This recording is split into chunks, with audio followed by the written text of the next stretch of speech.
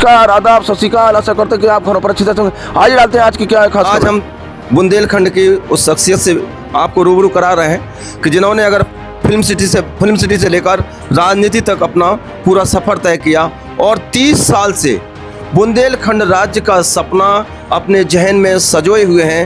राजा बुंदेला कई विधानसभा चुनाव, लोकसभा चुनाव इन्होंने कराए। भाजपा में कई उम्मीदवारों के पक्ष में इन्होंने वोट मांगे और कैंपेन किया, बड़े बड़े कैंपेन किए। आज बुंदेला जी खुद उन्होंने कहा है कि गांव गांव पाँव पाँव, ये आपने जो स्लोगन दिया है बुंदेला जी, गांव गांव पाँव पाँव, इसका क्या अर्थ? इसका अर्थ ये है कि हम शहरों तक तो पहुंच गए थे, लेकिन किसी कारणवश हम लोग गांव तक नहीं जा पाए।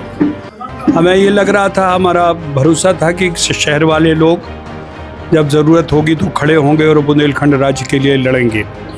लेकिन कई ऐसे मौके आए, शहर बहुत सारे लोग व्यवसायिक होते हैं, वो अपने नेता के साथ जुड़े होते हैं। जो नेता जिस चाल में और जिस रंग में रंग चलता है, व्यवसायी भी उसी रंग में चलता है। व्यवसायी चूँकि राजनीतिक किसी भी पक्ष को नहीं ले सकता है, तो यही हुआ कि शहर आया हमारे साथ, भीड़ आई हमारे साथ सुना गुना, लेकिन जब ज़रूरत हुई तब हमें नहीं मिल पाया। लेकिन वो वहाँ हैं, वो ऐसा नहीं नकार नहीं रहा है, वो है, उनकी सहमति है, उनका मत है। लेकिन गांव वाला आदमी हमारे साथ नहीं जुड़ा। हम गए नहीं, हमने ये मान के चले थे कि नहीं हो गया बुंदेलखंड तक जाते हैं। नहीं, हम चुनाव में भी राज की बात नहीं कर पाए उनसे। अब लेकिन हमने जब उनको कहा, लोकसभा भी नहीं है, विधानसभा भी नहीं है, अब तो कोई चुनाव नहीं है, अब हम आपके पास आए हैं आपकी बात करने। जब उनको हमने समझाया कि क्या आपके पास है, क्या आपका जा रहा है, और जब हम महिलाओं के साथ बैठे, गांव देहात के बुजुर्गों के साथ बैठे, अब देखिए वहाँ पे वीर सिंह जी आए। अभी हम लोग कल कहाँ थे उसमें, योनी वाले, वो भी इतना बुजुर्ग आदमी चल के आया। अब उसको लगा कि बुंदेलखंड राज बनना चाहिए। तो ये गांव गांव पाँव पाँव हमारा ये था कि हम सड़कों पे हम पैदल नहीं चलेंगे, लेकिन जैसे ही गांव का गेवड़ा आएगा वहाँ से उतर के हम पूरे गांव में पैदल चलेंगे, वहीं पे हम एक सभा करेंगे और फिर गाड़ी में बैठ के अगले गांव चलेंगे, क्योंकि उतना टाइम वेस्ट होता है। हम अगर खाली सड़क पे पैदल चल रहे हैं तो उसका कोई मतलब तो है नहीं, कोई यूटिलाइजेशन नहीं है। तो हमने ये किया और ये अब हमारे साथ सब साथी हैं। तालबेट आज हमारा बीच का पड़ाव था और हम आज ख़त्म करके आगे बढ़ रहे हैं झांसी की ओर। झांसी का ज़िला ख़त्म करके 5-10 दिन का हम लोग रेस्ट लेके फिर हम लोग झांसी से बढ़ेंगे, फिर ओरई जालौन से फिर राठ हमीरपुर से फिर बांदा और फिर महोबा, फिर चित्रकूट। और ये मुझे लगता है 4-5 महीने तक हम पूरी यात्रा गांव गांव पाँव पाँव ख़त्म करके दिल्ली में हम सरकार को सूचना करके उनसे अनुमति लेके हम तालकटोरा गार्डन या जहाँ पे भी हमें जगह मिलेगी रामलीला ग्राउंड में, वहाँ पर हम अपनी आम सभा करेंगे। और हर गांव से जो व्यक्ति हमने चुने हैं वो गांव के वहाँ भागीदारी लेंगे और वही माइक से बोलेंगे। हम लोग नेता नहीं बोलेंगे, वहाँ पे वो गांव से जो आदमी आया है वही अपनी दशा दुर्दशा बताएगा और वही विधायक बनाए, सांसद बनाए, वो क्यों नहीं इस बात को उठा रहे हैं? अब ये सवाल तो आपको उनसे करना चाहिए, उनके व्यक्तित्व में मैं कैसे जवाब दे सकता हूँ। हमने जब सब उन्होंने हमसे कहा हमारे लिए बात करो, तो हमने इसी शर्त पे बात की कि हम बुंदेलखंड के लिए आप सहमति दोगे। देखिए, आदमी की मजबूरियाँ होती हैं, वो डरते हैं कि अगर हमने बोल दिया तो पार्टी ने अगली बार टिकट नहीं दी तो हम विधायक नहीं बनेंगे, मंत्री नहीं बनेंगे। हम तो बुंदेलखंड विकास बोर्ड में हैं, फिर भी बोल रहे हैं। देखिए, जब तक आप डरेंगे, जो डरा वो मरा, तो वो उनका है, वो अपनी ज़िंदगी वो कैसे जीना चाहते हैं वो तय करें।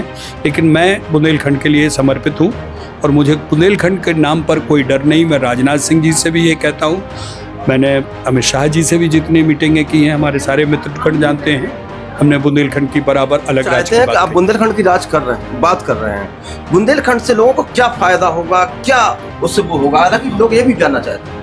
हाँ, ये तो बड़ा लंबा चौड़ा है, लेकिन आपको, हाँ, मैं आपको मुख्यतः 4 से चीज़ों में, आपके पास कुछ साल पहले 21 विधानसभाएं थी, उसमें से 2 विधानसभाएं कट के 19 रह गई हैं। पूरी उत्तर प्रदेश विधानसभा की संख्या है 403। 403 में 19 विधायक क्या मांग लेंगे और क्या आपको मिलेगा? अगर 19 विधायक कहते भी हैं कोई चीज़ के लिए, तो कौन उनको सुनेगा? क्योंकि उनके 19 होने से कोई पार्टी में कोई बहुत ज़्यादा फर्क नहीं हो रहा है, होता है लेकिन बहुत ज़्यादा नहीं। 7 नदियाँ जिसका पानी आपके पास नहीं है, आपका पानी डाइवर्ट होके यहाँ से कानपुर, इलाहाबाद, लखनऊ, बनारस, यहाँ जाता है नोएडा सबसे बड़े। 4 जगह आप बिजली बनाते हैं, आपके यहाँ बिजली की बराबर कटौती है। आज मैं लगातार हम लोग धर्मशालाओं में रुक रहे हैं तो हमें मालूम है कितने घंटे बिजली कटती है। जो सरकार ये दावा करती है कि नहीं साहब बिजली 24 घंटे है, कल हमें उन्होंने प्रताप सिंह जी ने बताया परसों 19 से 95 से है वो प्रताप सिंह जी, टेल में नदी में पानी ही नहीं आ रहा है। 7 नदियां हैं आपके यहाँ। हम अवनी में कल गांव में जिसमें थे उसमें उन्होंने बताया कि 1.5 साल से यहाँ पीने का पानी नहीं है, नल लग गए, पाइप लग गए हैं।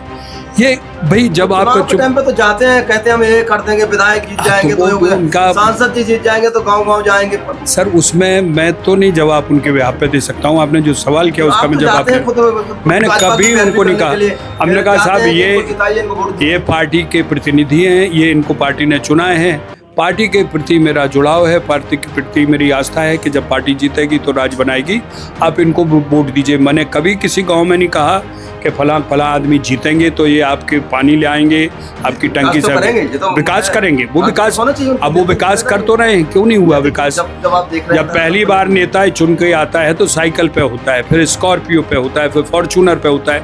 एक बार और जिताओ तो दूसरी बार विधायक भी आपके दूसरी बार नहीं। हम ये कह रहे हैं कि ये तो ये सवाल जवाब उनके हैं, उनके।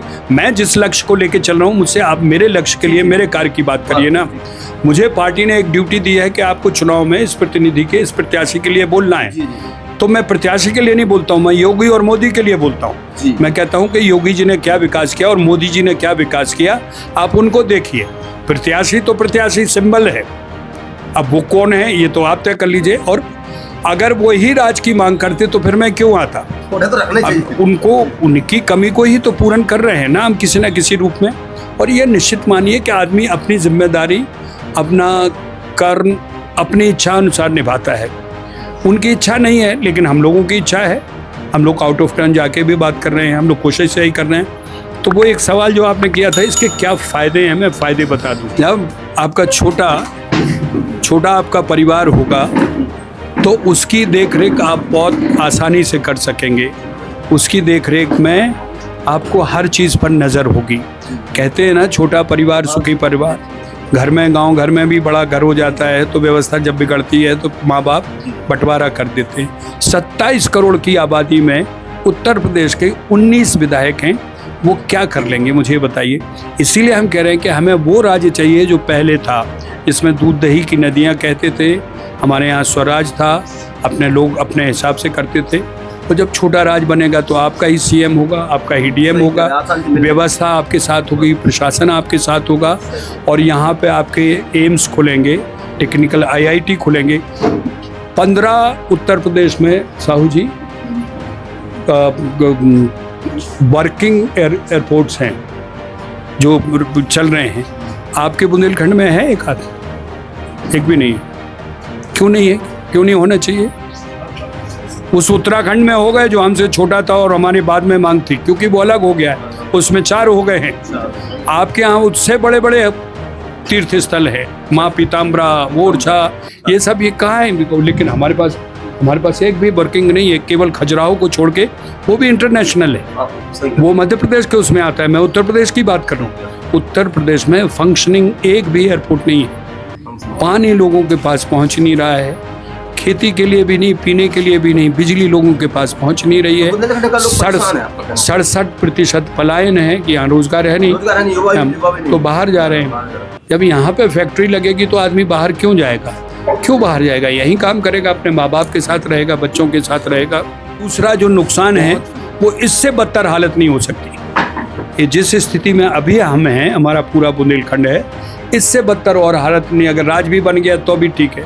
हमारे पास इतने धार्मिक स्थल हैं। एक और आंकड़ा आपको बता देता हूँ, इस वक्त कानपुर से ज़्यादा राजस्व झांसी दे रहा है। आज ही अब जब घर जाएं तो RTI से पता लगा लीजिए, आपको पूरा का पूरा गैजेटियर में पता चल जाएगा कि झांसी, चूँकि आपके यहाँ से बालू निकल रही, आपके यहाँ से वो निकल रहा है, तो ग्रेनाइट्स निकल रहा है, आपके यहाँ से खनिज निकल रहा है, आपके यहाँ से लाल मिट्टी निकल रही है, तो वो राजस्व कानपुर से ज़्यादा हम दे रहे हैं। उसका फ़ायदा किसे हो रहा है? आपको तो कुछ नहीं हो रहा है। केवल 2 मजदूर जो ट्रक भर रहे हैं, डंपर भर रहे हैं, उनको ही है। किसी भी आम आदमी को, किसी मध्य वर्ग की को उससे कोई फायदा नहीं। बुंदेलखंड राज्य की मांग कर रहे हैं। ललितपुर से कहें तो हरीश टीटू हैं और भी हैं जो नहीं, हरीश टीटू जी हमारे साथ नहीं है। नहीं है ना। नहीं, उन्होंने पहले हाँ कहा था। हाँ। एन वक्त पे उनको लगा शायद उनकी कोई मजबूरी है, इसलिए आपके चैनल के माध्यम से ये गलत खबर ना जाए। कल को वो कहेंगे साहब हम तो साथ थे ही नहीं, आपने हमारा नाम ले दिया। तो आपने नाम लिया, हमने लिया। जो हमारे साथ हैं वो आपके सामने बैठे हैं, बुंदेलखंड के और भी सारे हैं। 13 से लेके 18 हैं। हम आपको पर्चा दिए देते हैं और पढ़ के सुनाए देते हैं। लेकिन हरीश टीटू जी का बुंदेलखंड विकास सेना आपके साथ नहीं, पहले शुरू में थे। जब पहली हमने रेकी की, आपने खुद कहा था। नहीं, हम खुद कह रहे हैं कि हमने जब पहली बार किया और हमने प्रेस की, उसमें वो आए, उनकी पूरी टीम आई। हमने ललितपुर में जब इसकी हमने योजना बनाई थी कि हम 12 तारीख को आ रहे हैं, तो उसके पहले वो आए थे और उन्होंने पूरा। लेकिन अभी 2 दिन पहले ही उनकी कोई मजबूरी होगी, वो भी भाई है, बुंदेलखंड के लिए लड़ रहा है। हाँ, लेकिन अब किस वजह से हमारे साथ नहीं जुड़े हैं ये वो बताएंगे। हमने कहा कि भाई हमारे लिए सबके दरवाजे खुले, यहाँ कोई लीडर नहीं, हम सब लीडर हैं। इसलिए प्रेस भी हम 25 लोगों के साथ बैठ के कर रहे हैं। हमने कहीं अकेले में आपको इंटरव्यू नहीं दे रहे, और हम बार बार कह रहे हैं कि आप सबसे सवाल करिए। हाँ, तो हरीश जी नहीं है, आप हैं, सारे लोग इनके सबके संगठन कितने दिन से साथ चल रहे हैं? हम लगातार संपर्क में रहे और पिछले 4 दिनों से साथ में। साथ में कैसे महसूस कर रहे हैं? बहुत अच्छा हम लोगों को रिस्पांस गांव से मिल रहा है। हर व्यक्ति ये चाहता है, क्योंकि किसान परेशान है और किसान की आर्थिक स्थिति बुंदेलखंड में बहुत ही कमजोर। शिक्षक नेता हूँ और 12 तारीख से लगातार इस यात्रा में हूँ। मुझे लगता है उम्र 55 साल पार कर गई है। 15 साल तो बचपन के छोड़ दिए जाए तो 40 साल हमने बेकार कर लिए। अगर 40 साल पहले हमने इस मिशन को आगे बढ़ाया होता तो बुंदेलखंड की जो बदहाली है, आज हमें यहाँ से अगर जाना 400 किलोमीटर लखनऊ जाना पड़ेगा। लखनऊ जाना, सही कह रहा है। इतनी दूर प्रयागराज जाना पड़ेगा। इन सबसे चीज जी, अब एक दिन जाने में, एक दिन आने में, एक दिन वहाँ काम कराने में बुंदेलखंड का आदि इसीलिए कोर्ट कचहरी सबसे डरता है। छोटा राज्य होगा तो निश्चित तौर पर विकास। पैरामीटर क्या होगा बनाने का राज्य? पैरामीटर आयोग ने कहा कि भाषा होगा, आपने उसको हमें छोड़ दिया। अब पैरामीटर अगर जनसंख्या है तो हम 2011 की जनगणना से भी 1,83,34,753 हैं, तो देश के 18वें नंबर के राज्य होंगे। तो इस जनगणना के बाद 2 जून 2014 में तेलंगाना बनाया गया, बुंदेलखंड नहीं बनाया गया। जमीन के हिसाब से हम देश के 19वें राज्य हैं, क्यों नहीं बनाया जाएगा? तो स्थिति क्या है? जो ताकतवर होता है वो कमजोर का शोषण करता है। बुंदेलखंड का खनिज प्रदेश और देश के ताकतवर नेता लूट सकें, इसलिए बुंदेलखंड राज्य नहीं बनाया जा रहा है। दुर्दशा है, गांव में कोटेदार कोटा नहीं बांट रहे। लेकिन आपको जनप्रतिनिधियों का समर्थन मिल रहा है कि नहीं? जनप्रतिनिधि, अभी जैसे कहा बुंदेला जी ने, जनप्रतिनिधि बड़ा कमजोर आदमी होता है, वो उसे अपनी सीट बचानी होती है। ऊपर से जो निर्देश आया उसके लिए वो ब्रह्मवाक होता है, उसकी अंतरात्मा मर चुकी होती है, वो कुछ नहीं कह पाता है। तो मन से भले ही जो गद्दी से उतरेगा तो कहेगा जय बुंदेलखंड, गद्दी पे बैठेगा तो भूल जाएगा। तो आगे चल के उनको भी चुनाव लड़ने पड़ेंगे। नहीं, चुनाव लड़ेंगे तो जब जनता परिणाम हुआ ना आदरणीय। 2014 में जो उमा जी ने कहा था हम भगवान राम की कसम खाते हैं 3 साल के अंदर राज्य बनवा देंगे, नहीं बनवाया। राम राजा की बैठे 2 कसम खाई, पहली राम राजा की, दूसरी भीमराव अंबेडकर की। 2 किस्में खाई, दोनों राम की खाई, और नहीं 3 साल के बाद इस्तीफा देके आंदोलन में आ जाती। तो परिणति क्या हुई? उन्हें खुद हाथ देकर लगा तो दोबारा झांसी से खेद हो तो भी भुला के राजा भाई के पीछे हैं, साथ हैं, हम कदम से कदम मिलाएंगे, गांव गांव पांव पांव जाएंगे और गांव की जनता को जगाएंगे कि तुम जाग जाओ, तुम्हारा नुकसान है। चलिए, जरूरत पड़ेगी तो क्या आंदोलन करेंगे, सड़कों पे उतरेंगे, जाम लगाएंगे। मैं 1995 से बुंदेलखंड राज्य के मांग के लिए इलाहाबाद से मैंने इस मांग को शुरू किया था। और 1995 से जब मेरी ये मांग शुरू हुई थी तो धीरे धीरे मेरे साथ छात्र राजनीति के उस समय जो हमारी छात्र राजनीति थी इलाहाबाद विश्वविद्यालय की, तो उस समय 750 छात्र मेरे साथ बुंदेलखंड के जुड़े हुए थे। और उस मुहिम के जुड़ते हुए उस समय तत्कालीन जो 13 महीने की सरकार हमारी बनी हुई थी माननीय अटल बिहारी वाजपेयी जी की, तो उस समय हमारे मानव संसाधन मंत्री थे जोशी जी, मुरली मनोहर जोशी जी। और मुरली मनोहर जोशी जी से हमने इसकी मांग रखी कि हमें चाहिए, तो उन्होंने कहा आप अपना साथ दीजिए तो हम आपको देंगे। 13 महीने की सरकार गिरने के बाद जब दूसरी बार 99 में दोबारा आया और हमने कहा आपने मेरी मांग नहीं मानी है, तो मैंने स्वयं मेरे सारे साथियों ने मिलकर मैंने उस समय शिवसेना के टिकट पे बुंदेलखंड की मांग के लिए उनके खिलाफ चुनाव लड़ा था और उन्हें ये जताया था कि हम बुंदेलखंडी अगर जरूरत पड़ेगी तो मांग के लेंगे, नहीं तो छीन के लेंगे। और चलिए मुक्ता जी, जिस तरह से राजा बुंदेला जी की मुहिम है, 30 साल का सपना है बुंदेलखंड राज्य का, और आप भी साथ में हैं, कैसा महसूस कर रहे हैं? जी, आदरणीय राजा बुंदेला जी मेरे लिए बड़े भाई के समान हैं, मेरे प्रेरणा स्रोत हैं और राजनीतिक जीवन में कहूँ और व्यक्तिगत जीवन में भी मेरे संरक्षक हैं।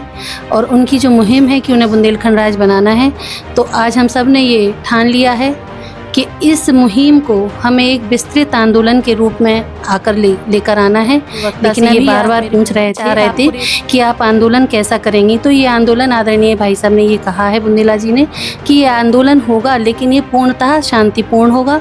हमें कोई ये जनता के लिए राज्य बनाना है, तो जनता की ही हम अशांति फैलाकर उन्हीं के लिए हम किसी भी प्रकार का खून खराबा और मारपीट की घटनाएं नहीं करेंगे। हम बिल्कुल अहिंसात्मक तरीके से अपनी बात राज्य सरकार तक और केंद्र सरकार तक पहुंचाएंगे कि ये बुंदेलखंड वासियों का ये अधिकार है और हम बरसों से इस अधिकार से वंचित हैं। हमें हमारा अधिकार चाहिए। हमें छोटा सा जो थोड़ा सा मध्य प्रदेश में है और बहुत सारा उत्तर प्रदेश में है, हमें पूरा अपना बुंदेलखंड राज्य चाहिए। मुक्ता जी, आप समझते हैं क्या जरूरत है यहाँ की? बिल्कुल आवश्यकता है, बिल्कुल आवश्यकता है, बिल्कुल युवा पीढ़ी के रोजगार के लिए, महिलाओं बहनों के स्वास्थ्य के लिए और अपने नौनिहालों के शिक्षा के लिए हमें बुंदेलखंड सदस्य जिला पंचायत सदस्यता ली थी अभी आपने? बिल्कुल, भारतीय जनता पार्टी जिस तरह से आपको पहले हम नहीं, ये सबकी मांग है, बुंदेलखंड के हर जन की मांग है, हर व्यक्ति की मांग है और सरकार से निवेदन भी है कि अति शीघ्र बुंदेलखंड राज्य बनाया जाए, क्योंकि यहाँ पर बहुत पिछड़ापन है, बेरोजगारी है, शिक्षा से युवा वंचित हैं। जब शिक्षित होंगे तो निश्चित तौर पर हमारा जब राज्य बनेगा तो हमारे बुंदेलखंड वासी। हाँ बिल्कुल, राजा बुंदेला जी को बुंदेलखंड इस आंदोलन में लाने का श्रेय बुंदेलखंड मुक्ति मोर्चा और हम ही उनको सबसे पहले 96 में लेके आए थे। और भी संगठनों को आना चाहिए बुंदेला जी। बिल्कुल बुंदेलखंड देखिए बुंदेलखंद मुक्ति मोर्चा साथ है। बुंदेलखंड मुक्ति मोर्चा राजा बुंदेला का है, राजा बुंदेला बुंदेलखंड मुक्ति मोर्चा के हैं। बुंदेलखंड क्रांति दल आपने देखा, बुंदेलखंड क्रांति सेना, बुंदेलखंड नवनिर्माण सेना, तमाम संगठन, इस 18 संगठन लगभग इस पदयात्रा में लोग आते हैं, लोग जाते हैं और ये वो अंतिम तक हिस्सा रहेगा, चल रहा है। ये बड़ी बात है, आंदोलन चल रहा है। इस तरह से आज हमने राजा बुंदेला जी से बात की, बुंदेलखंड राज्य के बारे में विभाग उन्होंने हजारी टर्म से पूछे गए सवालों का जवाब दिया। बुंदेलखंड राज्य आज कहीं ना कहीं आज बुंदेलखंड की बड़ी जरूरत बन गई है और हम लोगों की पहचान बुंदेलखंड से है और इसलिए जरूरत भी है। हजारिया टाइम्स भी उन्हें बहुत बहुत शुभकामनाएं देता है। फिलहाल यूट्यूब पर जाकर हमारे चैनल को सब्सक्राइब करेगा, बेल आइकन वेट करिएगा। जय हिंद।